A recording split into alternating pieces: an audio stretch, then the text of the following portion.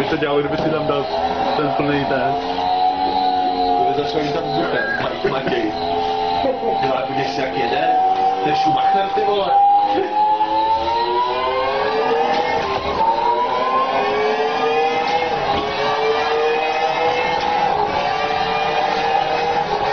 Kolik tam má? 325.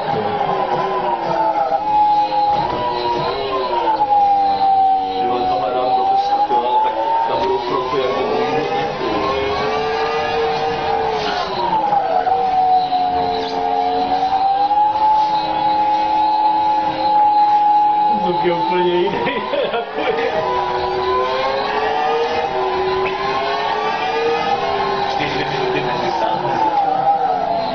To tam stálo, víš? Stalo na stavku. Jako první kolo má celý vrátky, to je to většinou. Proč se to i nějak jako... Víš, to pracuje takhle taky, že jo?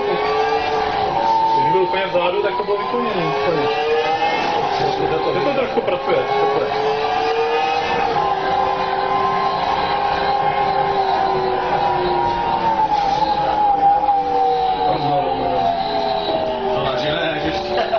To ono je fakt dobré, ale.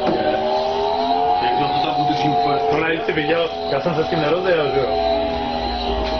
Ale když jsem do toho sednu poprvé, ale to tam rozsvědlo a úplně to je. Ty máš něco najít, no, je těch simulátory závodních, Matej.